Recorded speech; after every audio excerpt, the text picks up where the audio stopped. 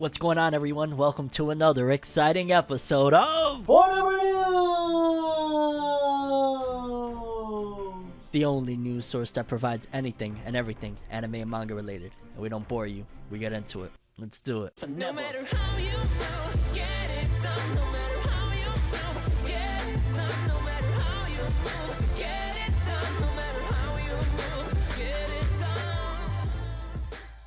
Okay, people, pretty impactful episode of Forever News this week. We got a few cancellations, big series going down the tubes. We got some big anime announcements. We got some interesting stuff regarding another rise and fall. So I guess let's get started, people. Okay, people, so for starters, very big anime announcements you may have heard over the last couple of days, but in case you didn't, the series Spy Family or Spy X Family has been confirmed to be getting an anime, and the studios that are attached to it, pretty big stuff. Now, we just heard not that long ago that there was a big announcement regarding Wit Studio, former studio to Attack on Titan and Vinland Saga, that they were having some financial issues. Well, seems as though at the very least in this co-production they may be making a little bit of money, because Spy Family, very big manga title, hasn't even gotten an anime yet, and it's selling better than a good chunk of stuff that are in the main Shonen Jump magazine, and it's a Shonen Jump Plus title at that. However, Wit Studio is attached, but they're doing this in collaboration with Cloverworks Studio. Let's read the article. Big stuff here though. Spy Family, it's gonna be humongous. Let's read. Spy Family domestic spy comedy manga gets TV anime in 2022. A website opened on Monday to confirm that Tatsuya Endo's Spy Family manga is getting a TV anime adaptation that will start in 2022. Kazuhiro Furuhashi, who did Mobile Suit Gundam Unicorn, which looked really good, Rurouni Kenshin Get Backers, and 2019's Dororo, which was phenomenal, is directing the anime at Wit Studio, and Cloverworks Kazuaki Shimada, The Promised Neverland. Well, okay, it's just the character designers designing the characters, and No Name, who did Fairy-Gone, Doro Hidoro, and Sakura Quest, is the music composer, which Doro Hidoro is actually a very highly regarded series. Takuya Eguchi will star in the anime as Lloyd Forger, and there was actually a trailer that was released for it where we got a few different images alongside a couple of pieces of animation, and this is going to be a big one. I ain't gonna lie, it's gonna be interesting to see how people react to this one, because it's not the normal, you know, oh my god, it's an action shonen, it's Jujutsu Kaisen, it's My Hero Academia, it's Demon Slayer, it's Black Clover. It's not that at all, but there is some action and some crazy stuff that happens in it, because again, it's like a comedy series with some serious nature to it and suspense. So it's gonna be interesting to see how this goes, if this is actually gonna well, I'm not gonna doubt is it going to take off. It's just how far is it going to go, because again, I could see with the female audience it's hands down going to go. I could see when it comes to like family oriented stuff that, you know, people could go and watch this together, that's going to go. I'm just curious to see, is it going to take with people again like the action shonen people that are the majority of the fandom, like, you know, a lot of people, they love their Attack on Titans, their Jujutsu Kaisen, all of that stuff. Are they going to actually latch onto this? Because it's really good. From the, I want to say, handful or so of chapters that I read, I was actually like, yo, this is something a little bit different, and I like it. So we gotta wait and see, but definitely, I'm calling it right now. Regardless whether the action people or not join in, this is going to be a big one. It is already selling gangbusters over there in Japan, very popular, and now you got Wit Studio in collaboration with Cloverworks. So even if Wit Studio may not have like the best financial situation at the moment, they're going to be working with another studio to get this done, and I'm excited. I ain't gonna lie, I think that this is going to be very fun and enjoyable. I'm looking forward to it. Next up, while we're on the topic of Spy Family, it says Spy Family has reached 12.5 million copies in circulation. The manga, which is crazy, we're just getting an anime announcement now, and already over 12 million sales. And I think it was just, what, a few weeks ago that we got confirmation it was 12 million. Now it's 12.5. That's insane. Spy Family, it's going to be huge. Again, I just keep on gotta add in there that I wonder if the action people are gonna take to it or not, because it's not an action series, although there is some action oriented stuff in there. I mean, if you look at the trailer alone, it kind of teases a little bit of that. And since we're on the topic of circulation numbers, it says as well when it comes to another big series, Beastars, Paro Itagaki's Beastars manga crosses 7.5 million copies in circulation. Paro Itagaki announced on Wednesday, on the first anniversary of the completion of her Beastars manga, that the series has crossed 7.5 million copies in circulation. And Studio Orange announced in July that the TV anime adaptation of the manga will have a new arc. Netflix Japan also announced the anime's new arc, and it opened a new website. So Beastars going strong as well. Another series that is a little bit different than the norm of blowing up, because Beastars is pretty freaking popular. I actually really enjoyed it, and in fact it was so popular, and Netflix is, I guess, really pushing the agenda so heavy that, in case you're unfamiliar with it, there's a series called You. It's a live action series about this weirdo stalker that he stalks women and shit like that. He actually did a little parody reading of him like following somebody in the manga section, and they're like reading Beastars, and he's like, Beastars, no, not you. You prefer to get your black and gray morality elsewhere. It was phenomenal. If you are a fan of You definitely should check out that clip. They have the actual guy that plays the main character, Joe, narrating the scene, and it's hilarious. Shout outs to Beastars, shout outs to Spy Family, all a bunch of great stuff, and a breath of fresh air for anime and manga in general, like different type of titles blowing up on a mainstream scale. Awesome to see. Hello, you.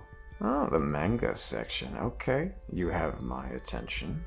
Beastars? No, not you. You prefer to get your black and gray morality elsewhere. Moving forward, something interesting for what's to come in terms of stuff blowing up, because it says here that The Elusive Samurai and Blue Box are respectively the 4th and 5th best-selling volume 1s in Japan's 2021 third quarter from July to September. The Elusive Samurai is from the same author as Assassination Classroom. That's his latest work, and Blue Box is like the new romance slash sports series that is in Shonen Jump. That is really interesting to note. Again, I've been really more so interested in Elusive Samurai, but a lot of y'all have been telling me, yo, you gotta check out Blue Box as well, because I've been hearing some great things. So I might check out both of them, but more so the Elusive Samurai. It just sounds a little bit different, so I'm excited about that. And either way, they might be next up. Like right now, I'm almost certain that Marshall and Undead Unluck are going to be the next ones to get anime, but then maybe by the end of next year or middle of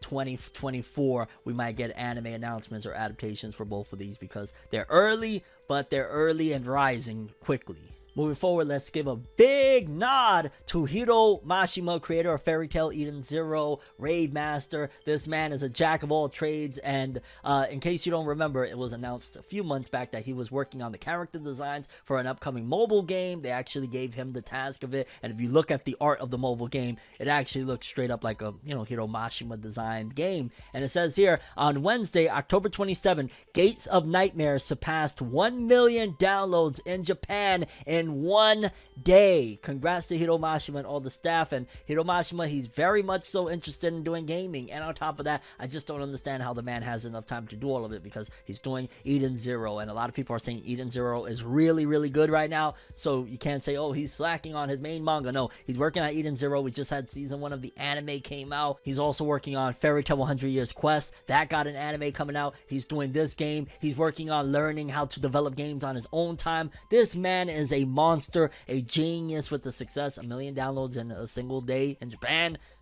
Insanity. Like, awesome stuff, Hiro Mashima. Like, I respect the hustle. It inspires me. I want to go and do more. Like, that's all that it does for me. Like, I gotta go do more. What am I doing? I gotta get back and work on other stuff. I got other projects. I got my manga that I'm working on. I got just, yeah.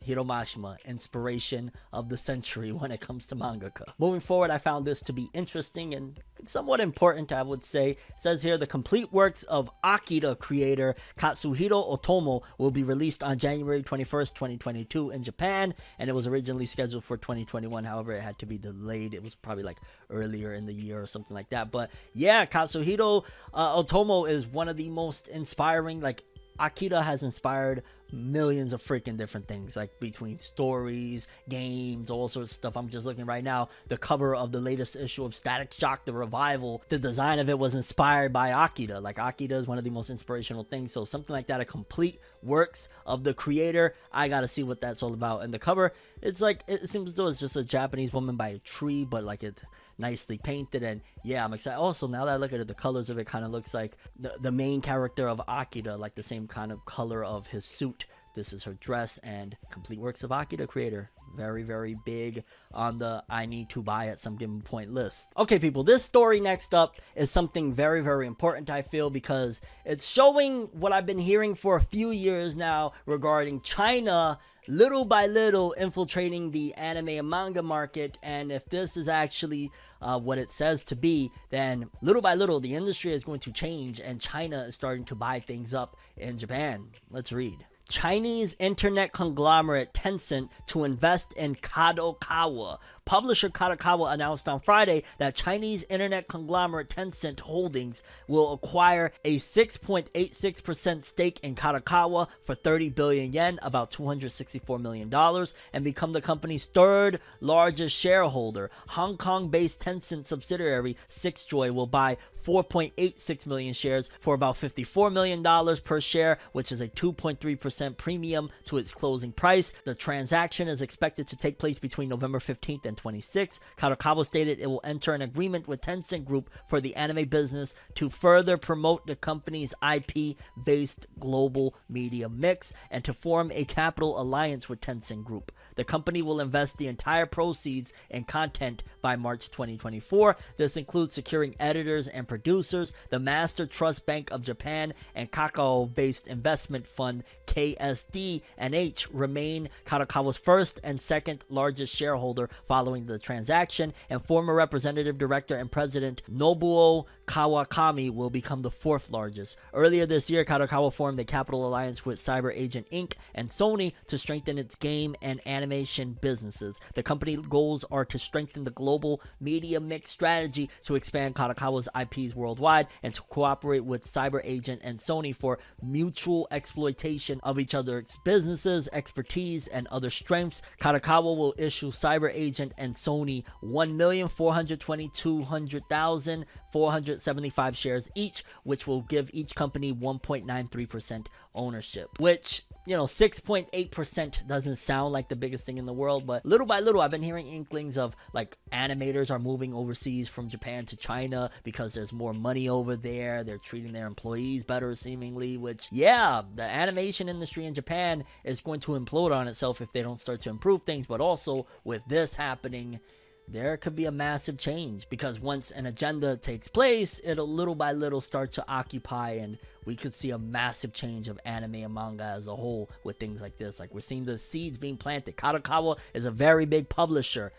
We'll see where this goes, but for now, little small stake, or the third biggest stake, depending on how you look at it, being bought from Kadokawa via this Chinese conglomerate. Okay, people, next up, it looks as though there's some big news not only for the 7 Deadly Sins, but also for the sequel manga series, 4 Nights of the Apocalypse. The 7 Deadly Sins sequel manga series, Mokushiroku no Yonkishi by Nakaba Suzuki, will have a big announcement in Weekly Shonen Magazine issue 50, 2021, out November 10th, 2021, which it was recently announced that the 7 Deadly Sins was going to have a big announcement. I can only imagine that they're going to do maybe a crossover chapter or maybe a mini crossover series. Like, it's too early for it to be anime because there's only like 4 volumes, I think, out of the manga, unless they're going to do like an anime original thing. So I'm imagining it's going to be that, or they could be doing a crossover film. Maybe they're going to start off with an original film to kind of promote the 4 Nights of the Apocalypse. Y'all know Netflix is knee deep in 7 Deadly Sins investments, but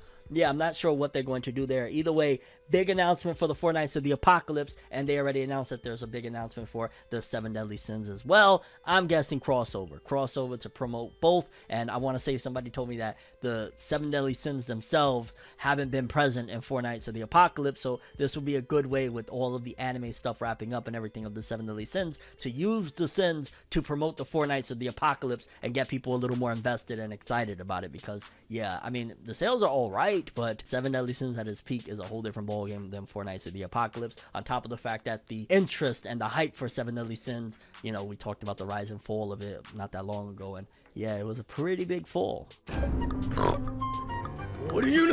Moving forward, we got the top 50 best-selling manga of the week of the recent stuff. Now, straight up going into it, 50 through 41. Tokyo Revengers still hanging in there, 50 and 49 respectively. Tokyo Revengers with 12,000 and 13,000 on volume 16 and 19. So Tokyo Revengers still, even with everything, still selling, which I have no doubt in my mind Tokyo Revengers will be at the very least third best-selling, but I would love for it to have been number 2 or 1. But Demon Slayer and Jujutsu Kaisen are strong as hell, okay? And they have a big 5 or 6 million lead over Tokyo Revengers, but hey, they're still selling. I don't know, we still got time. Then going through the list, a little more Tokyo Revengers at 46, which I want to say that was the latest volume and it's already over 1 million. And closing out at 41 with Toilet Bound Hanako selling another 14,000, bringing it to 204 for volume 16. Then volumes 40 or places 40 through 31. Nothing too notable, to be honest with you. I'm not too familiar with a lot of these series. We got Defrag volume 16, not the biggest debut in 4 days, 15,000, which I want to say this is still continuing on with the shortage, the publication shortage, because a lot of these sales aren't that great. 15,000, yeah, these aren't the greatest numbers in the world. Noragami in 10 days, 31,000 for its latest volume 24. Yeah, this publication shortage is showcasing very heavy.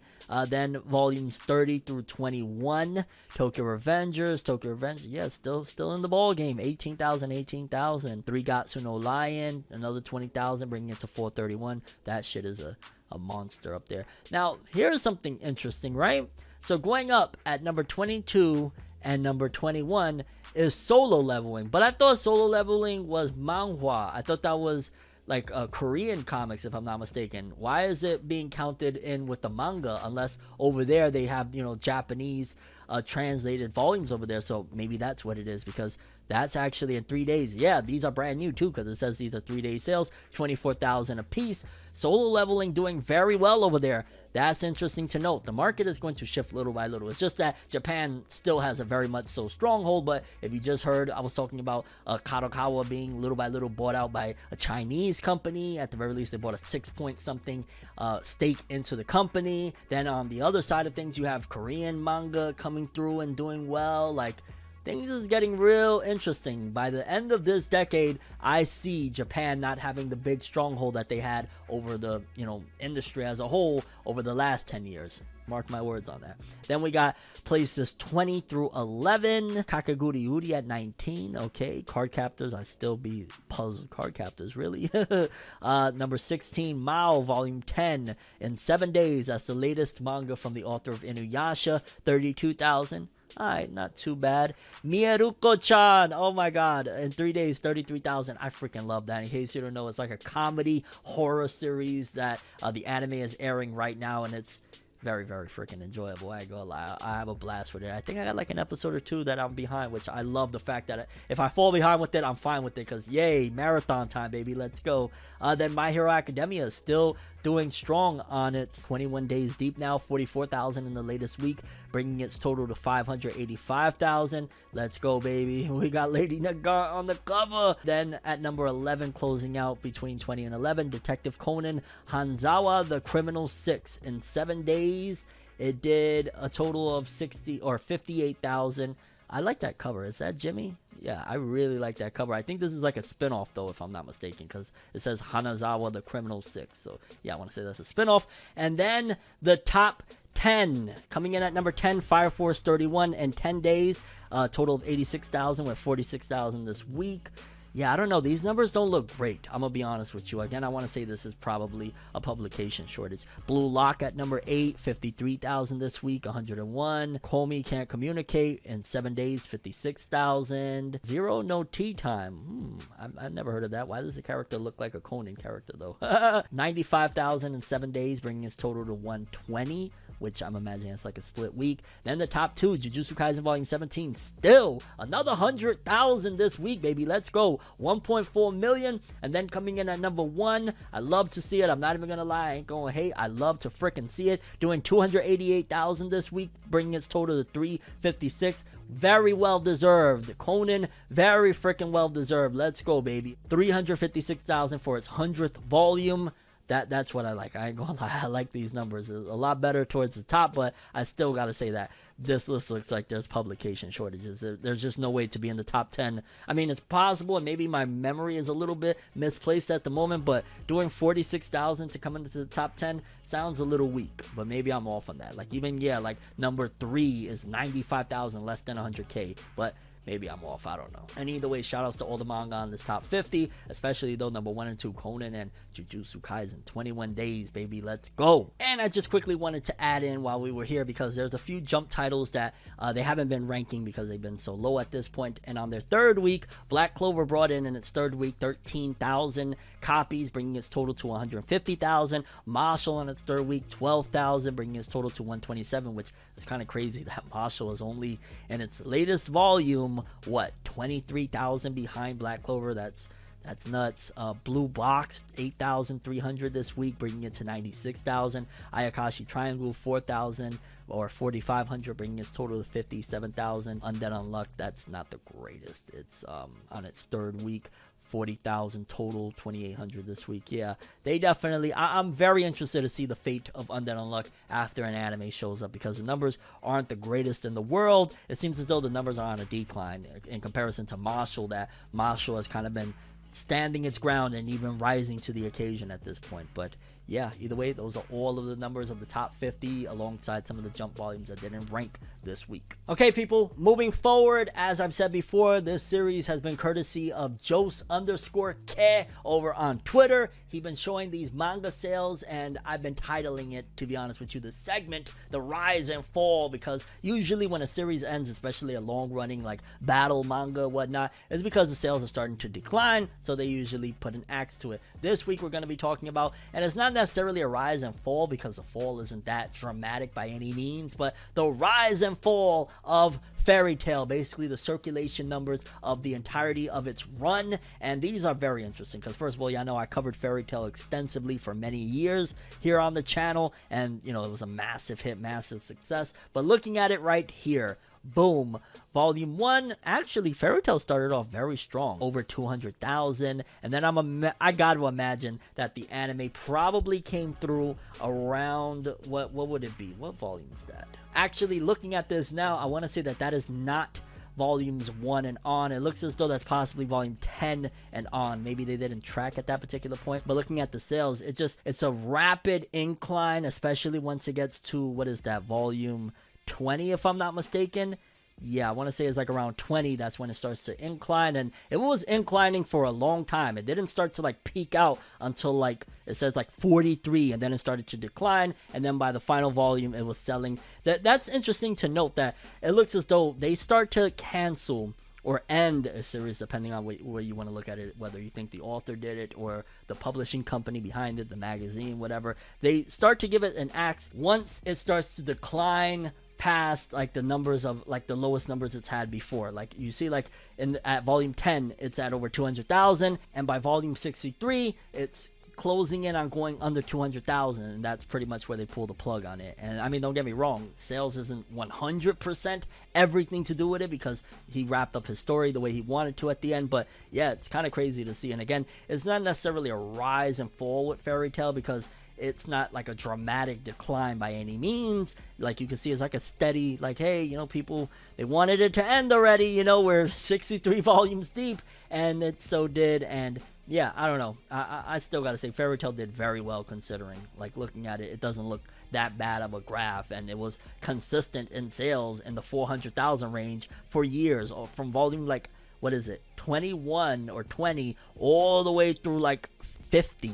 It was straight up sustained at that number. Like, kudos to Fairy Tail. Again, it's the rise and slight decline, we'll probably call this segment, because these numbers aren't bad at all. And yeah, Hiro Mashima, he goes on from this to Eden Zero, and now people are loving Eden Zero more than they did Fairy Tail, and not bashing Eden Zero like everybody bashed the crap out of Fairy Tail. Moving forward, small update for Dandadan. It says Dandadan will be taking a break this week, but will resume on Tuesday, November 9th in Japan with chapter 31. Shihei will inform in case of changing of the scheduled date. So yeah, Dandadan, no chapter this week. I'm a bit behind on it, not because of the quality, not because I don't like it. I think it's a freaking awesome, banging manga. Just, I'm very, very busy, and there's a lot of stuff to talk about. But yeah, Dandadan, if you're like, caught up and whatnot, just a week break, nothing going on there. Probably the author fell behind schedule or something like that. So yeah, it'll resume back November 9th. Next up, I found this to be kind of interesting regarding a Tokyo Revengers parody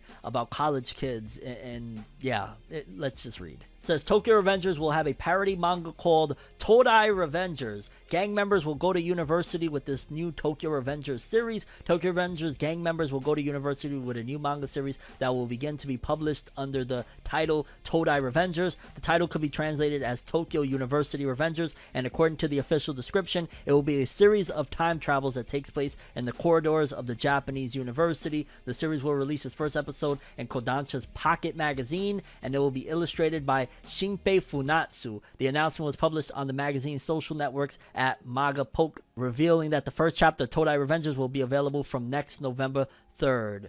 And yeah, that sounds interesting. I'm not 100% so put this on the it's probably happening, but the source of this one is a little bit shaky, so just be on guard on whether or not this is 100% legit. But it sounds about right, and then putting it in Pocket magazine, that sounds like something that would be done. And if this is legit, that sounds funny as shit, especially if it's a parody. Like a parody, you could get away with putting that in like a side magazine because it's not going to conflict with the story. It's not like it's a spin-off by any means. It's supposed to be just more so like a joke type of story. So again, put it on the it's possibly not 100% legit, but I wanted to bring this to you guys' attention anyway, just because it sounds funny. A parody manga, Tokyo Revengers, and y'all know how much I really like Tokyo Revengers, the manga especially.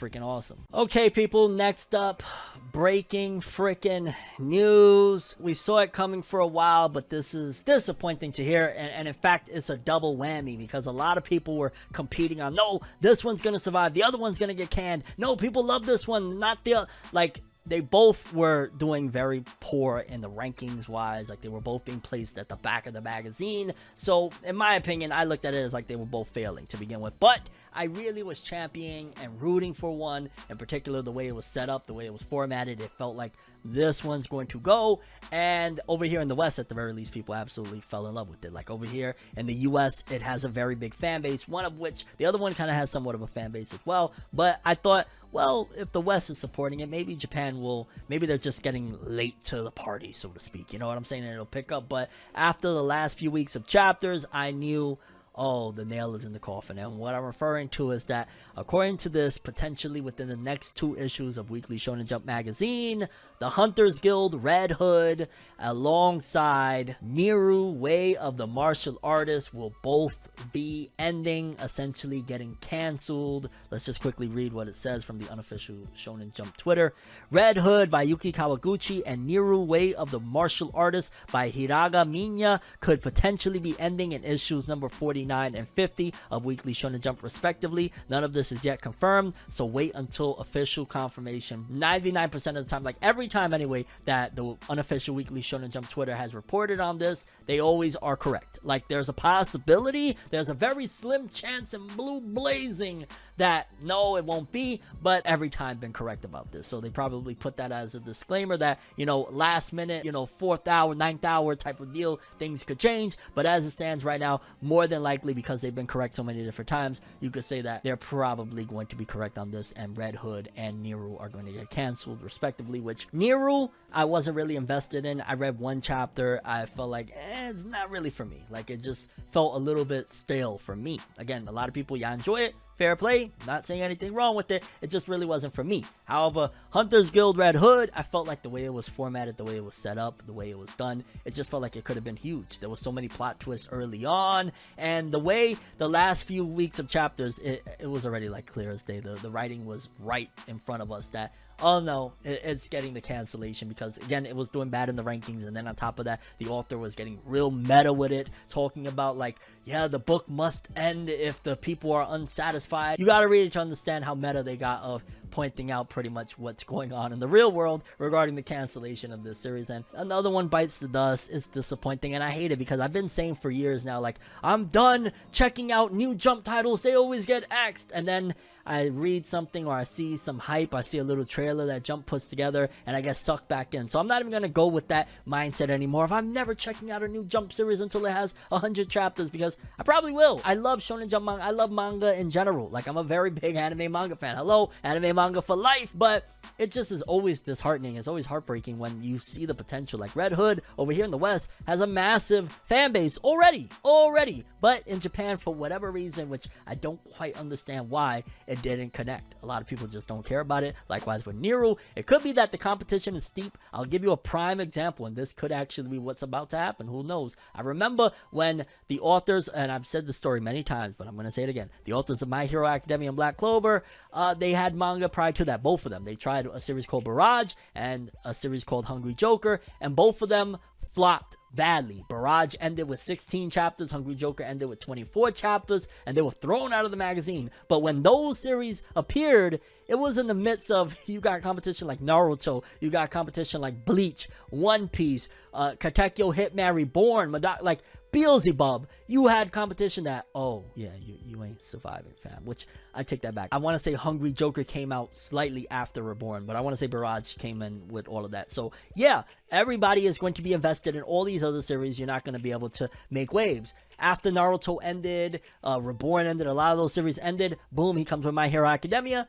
he's in. Boom, he comes with Black Clover, he's in. So the same could possibly be for these authors. Right now, Hunters Guild, Red Hood, and Niru possibly getting the axe. These authors could, however, in the future, return with something that, you know, because you like the writing. Like, a lot of people, they get invested in the series and all that jazz, but there's something about that author's pen that you also appreciate as well. For example, somebody like me, that I could go from Yu Yu Hakusho to enjoying Hunter x Hunter because this is a great storyteller. This is a great author. I could go from Naruto to, I guess, bad example, Samurai 8. But yeah, you got what I'm saying. So there's a high possibility that these authors could return. You could see similar character designs because, you know, their art style ain't going to drastically change.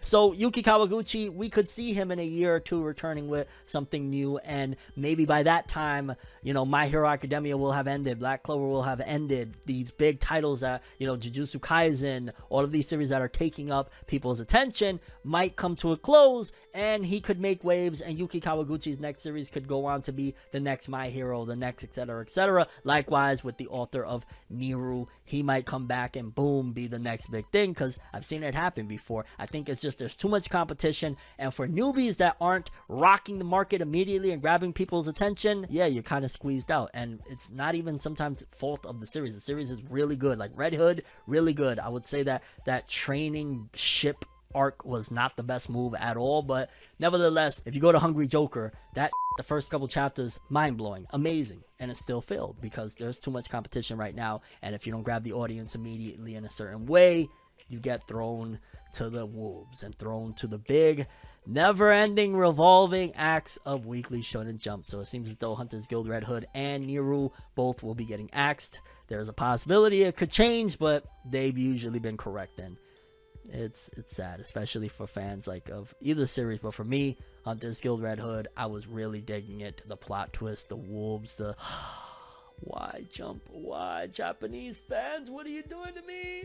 And then it'll be my luck that P, the one that I actually, you know, was joking on, will go on to be something great, and people say, haha, that's why your series got canceled and P is the biggest thing in the world. Oh, leave me the alone, god damn it. But yeah, people, 2 more Jump titles bite the dust. I'm feeling Phantom Seer vibes all over again. I'm feeling Iron Knight vibes through the roof. I'm feeling Hungry Joker, Takamaga, Hara, Barrage, Sensei no Boge. Oh, Red Sprite, god. They need to make another magazine to put the canceled stuff that the West likes in there and see what happens. Like, there's a whole other market over here. Hello? Or maybe some of these companies could come through and pay these authors salaries and do, like, you know, there's other means. I mean, but I guess a lot of these authors, their dream is to pop in their home country of Japan. So there's that as well. Moving forward, we got the Weekly Shonen Jump author comments. Let's get straight into them. Starting off, we got Yuto Suzuki from Sakamoto Days. Really awesome that he's at the top in this one. There's a radio tower in Nagoya called the Nagoya TV Tower. When I was a kid, I loved walking up the stairs to the top. Okie dokie then. Eiichiro Oda, creator of One Piece, said, "Bees, Mr. Children, and Glay did a concert together. What a dream come true. It was so cool." I love hearing Oda enjoying his life and not being just, caged inside his freaking studio drawing all day. Yeah, Oda, you enjoy yourself. I don't care what anyone says. Then going on, Yuki Tabata, author of Black Clover. "We got a lot of birthday presents for Luck again this year. He is so loved. Thank you." That's why he always makes sure. Tabata never forgets, like, yo, I gotta give Luck a moment. To Luck gotta get some type of moment somewhere because he is a fan favorite. A lot of people love him, and yeah, they throw him birthday gifts like, yo, yeah, Luck is awesome. Luck is pretty dope, I ain't gonna lie though, just saying. Then I want to do it in honor of, it's the last few possibly. Minya Hiraga, author of Miru, Way of the Martial Artist. "I filled my bathtub up for the first time in a while and a ton of water spilled over. I want to move to a house where the tub fills up automatically. That would be bomb. I love taking a nice hot bath." Oh my god, that's so dope. Koya Horikoshi, author of My Hero Academia. "I got scared because I got car sick and it lasted for 5 days. It ended up having nothing to do with cars." Yo, oh my god, like, it doesn't happen to me often, and I feel like I'm jinxing it now just saying that, but I used to get really badly car sick if I would just look at my phone, and maybe I got used to it now because, when I was growing up, smartphones and cell phones wasn't the biggest thing, especially, smartphones, they didn't exist or whatever, but I used to get so sick if I would just look at my phone while somebody was driving and I was in the front seat or in the back, I would get so sick, and now it doesn't happen that often, but yeah, that would get me crazy, oh my god, I'm car sick, and then I'm sick for 5 days, and yeah, shout outs to Koya Horikoshi though, glad he's okay. Riichiro Inagaki, the author of Dr. Stone. "I'm working on 2 serializations right now, but I'm somehow able to keep the world separated. The brain is a mystery." Is he talking about the spin-off? I wonder what he's referring to there. Interesting. And lastly, Yuki Kawaguchi, author of The Hunters Guild Red Hood. "I was cleaning my room and I found 5 Country Ma'am cookies as if they were hidden coins." Shout outs to Yuki Kawaguchi, man. I don't know what to say else. I'm just sad. Yuki Kawaguchi, Hunters Guild Red Hood for the win forever. Yeah, people, those were the weekly Shonen Jump author comments. Next up, we got a couple of pieces of My Hero Academia news, in particular regarding the World Heroes Mission movie. For starters, My Hero Academia World Heroes Mission becomes highest grossing My Hero Academia film worldwide as it opens number 2 in North America. The third My Hero Academia anime film, My Hero Academia World Heroes Mission, opened in theaters across the English-speaking world over the weekend, with the dailies from its first day and Thursday night showings in North America revealing that the film came in second on Friday overall, behind Dune's Second Friday, but going plus ultra on a per theater average, coming in first in the rankings. With the dailies, it has become the highest grossing My Hero Academia film worldwide. Box Office Mojo estimates that on Friday, October 29th, My Hero Academia World Heroes Mission opened to $2,882,381, coming in second place behind Dune's $5 million. This is more than the US $2.6 million that the previous film in the franchise My Hero Academia Heroes Rising opened to on February 26, 2020. So it slightly outdid the previous film, in which it was number 1 for the day, though Heroes Rising opened on a Wednesday, while World Heroes Mission opened on a Friday, heightening the competition for the newest film. And that was just for the first day. I want to say in the opening weekend, according to this article, it says the latest My Hero Academia anime film finally got its first major international expansion this weekend, pushing its worldwide gross to over $36 million and to the top of the My Hero Academia anime film rankings.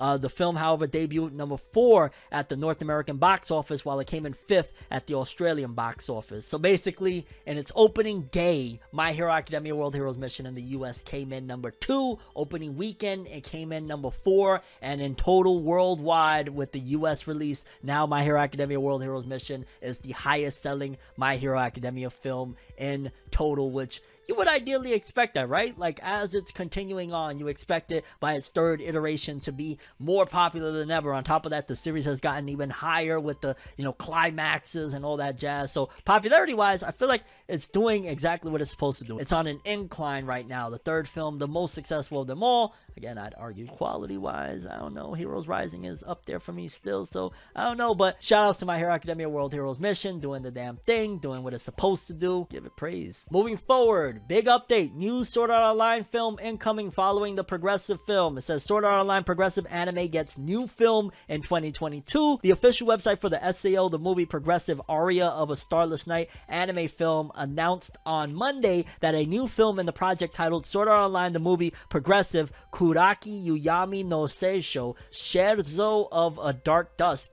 will open in 2022. Sword Art Online the movie Progressive Aria of a Starless Night opened in Japan on Saturday in standard and IMAX theater and topped the box office chart for the weekend. The film sold approximately 340 million yen, about $3.06 million in its first 2 days, and Funimation will present the film in both standard and IMAX theaters in the US and Canada on December 3rd. And I ain't gonna lie, I still want to see the film, and that's interesting that they're doing another one, which, like I said before, I'll say it again, I remember them announcing this as, oh, the Progressive manga is getting an anime, and they never said what type of anime, and then they said, oh, film, and it's probably, okay, this one did enough that they could continue on, we're gonna do another one and continue adapting the manga, which, again, I always was under the impression, and if I'm not mistaken, that's exactly what it is. Progressive is the Ironclad arc through the eyes of Asuna, but at the end of the day, it's still gonna be a lot of skipping, right? Because it's still confined to the small amount of time that is allotted via film, similar to how the anime, they did like what, 12 episodes for Ironclad and they did 12 for the other thing. So it's not necessarily that we're going to get a faithful adaptation of Ironclad or anything like that. It just seems as though it's going to be through her eyes and really gorgeous, you know, better than ever art and animation. But yeah, new Progressive film coming next year as well. They're not stopping. They're not letting off the gas by any means for SAO. I mean, it's been a gold mine damn near for 10. Now that I think about it, wow, 2022 marks, if I'm not mistaken, the 10th year anniversary of the Sword Art Online anime. Insanity. Next up, a lot of people tagged me in this to talk about it, so I just figured I'd bring it to you guys' attention because it seems as though pretty important to some people. It says Tomodachi game by Yuki Sato and Mikoto Yamaguchi is getting a TV anime adaptation, and the manga is in its final arc. And I want to say this series is from Besatsu Shonen magazine, and Besatsu usually have like those psychologically messed up series, like of course Attack on Titan, you know, it's a mind-blowing show, that was their biggest title. And they also have Jujika no Rokunin, that was like the first video I made this whole freaking year about a very messed up manga. So I'm actually interested to see what this one is all about, especially considering the manga's in its final arc, so we might get a faithful adaptation. And on top of that, a lot of people are recommending it. It's from Besatsu. This might actually be good. I want to say it's like a survival game with friends or something like that, but based on the art, for starters, when I first saw it, I was like, holy that Denji for a moment from a far distance, but then I looked close, I was like, oh my god, my eyes need a little work. But yeah, Tomodachi game, if you're a fan of it, which Tomodachi means friend, so essentially friend game, might be some sort of survival game. And with Squid Game right now making everybody desperate for more survival game stuff, this could be up your alley. Again, hopefully I'm not wrong on the survival game. It might not be a survival game, but I'm almost certain it is Tomodachi game, and it's in Besatsu. So yeah, TV anime. Moving forward, Chainsaw Man fans, we've been waiting. We got that big, beautiful, gorgeous trailer that was trending everywhere. It debuted at the MAPPA big stage, and they made sure they saved it for the very end of the show, like a 6-hour programming. And it's like, oh, at the end of it, finally, some Chainsaw Man. And that was it. We didn't get nothing else. We're still waiting on the manga's continuation while they released all these one-shots from the author, Tatsuki Fujimoto. But finally, some saving grace. This was released. It says, according to a reliable Weibo user, new info for the Chainsaw anime is upcoming. So probably within the next week, I'd imagine, or so, we're going to get something, maybe a new trailer with a release date, because come on, fam. I'm going to guess right here, it's not going to be winter. We would have already had that. I'm guessing it's going to be a trailer with a spring release date. I'm calling it a spring release date, and maybe they might do it like this because I feel like the production hasn't been the best in terms of like the scheduling behind it. Maybe they're gonna do a 12 and take a seasonal break and come back with 12 more, something like that, because I just feel like, first of all, Chainsaw Man, there's too much material to just try and do a 12er. It'll suck if they try to do like a Tokyo Ghoul type of deal. Maybe they'll do 12 godlike looking episodes and then have a 3-month break in between, a seasonal break, and then come back with 12 more, because again, it still feels too soon for it to come, considering the production schedule has been delayed out the ass with everything that's going on over there at MAPPA. But I'm guessing we're gonna get another trailer, a little bit of like maybe a new key visual, and a release date of spring 2022. Don't quote me on that. It could be summer, could be even later than that, but no later than spring or summer 2022 should we have an anime. Like, you put out a big trailer and then you go ghost, like, you're ruining the hype. You're ruining the hype. Like, Chainsaw Man hype is eventually going to go, because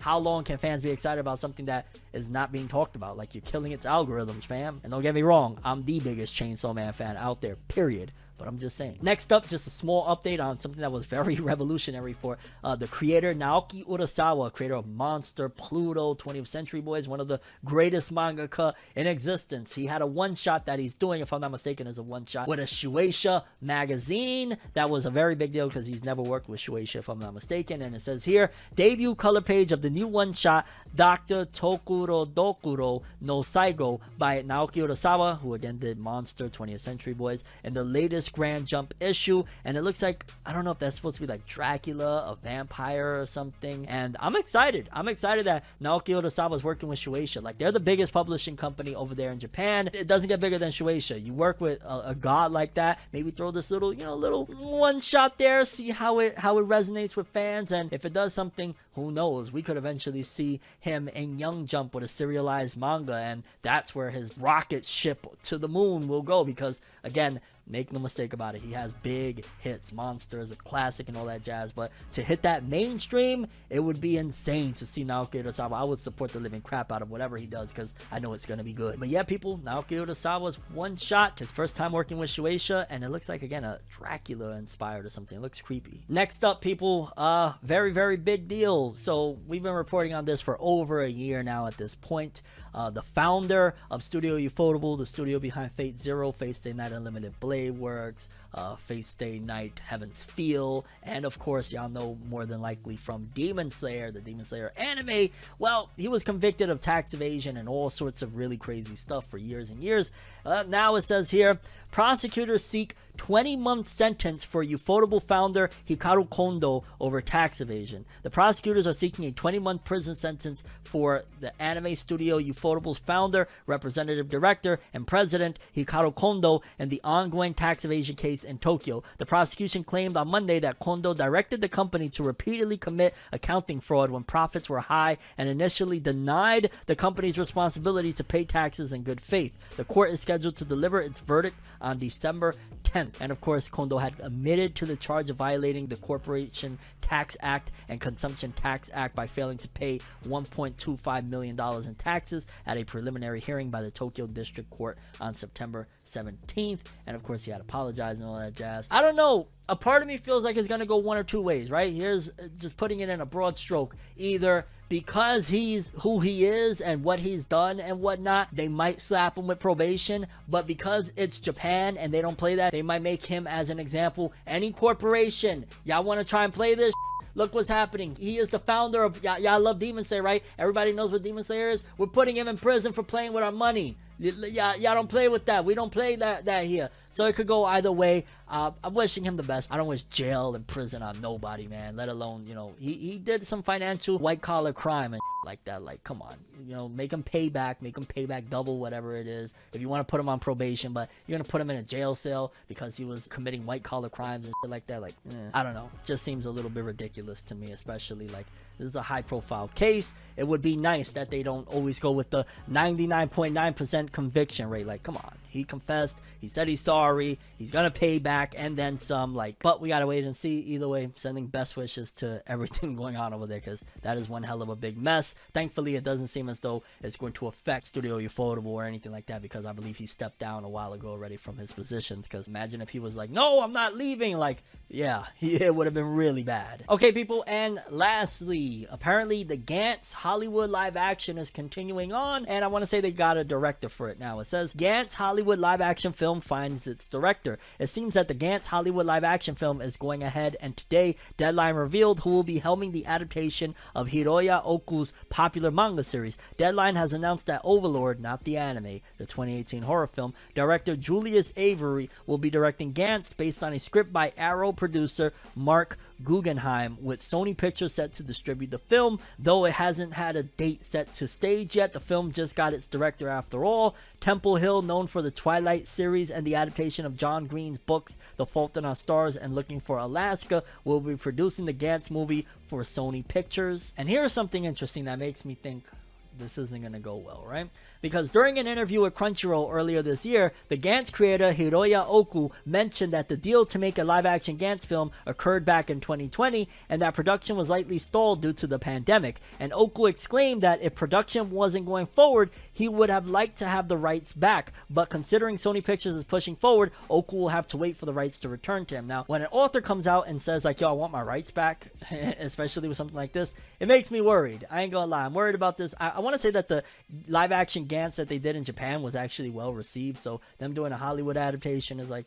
okay, whatevs, I don't know. Like, I like the first, 25 episodes? Was it? No, the first half of the original anime of Gantz. I think it was like 25. I want to say the original Gantz was 50 episodes. Maybe I'm misremembering. I don't know. Either way, I liked some of Gantz. The author in general, he's a great freaking author. Like I always say, Inuyashiki's dope, and yeah, I don't know. It seems as though like they know that their rights are possibly expiring, or because they're not doing anything with it. Because usually there's things inside of contracts like if you don't make it by X amount of time, if you don't do this by X amount of time, then automatically you lose your rights. And Sony probably paid a lot of money to get the rights to Gantz, and they're like, no, hey, we got a director coming. Don't worry, we ain't losing these rights, baby. But yeah, Gantz live action underway with the scriptwriter of Arrow. Arrow was hit or miss if I remember. I watched like the first 2 or 3 seasons, and it was somewhat hit or miss, and I want to say towards the end like it went downhill, a lot of people told me. And then I'm not familiar with Overlord, the person that's going to be directing it did Overlord, not the anime, the live action horror film, so I don't know. And yeah, people, those were all the stories we covered in today's episode. Curious what you guys think. The most important story we covered, Studio Ufotable, very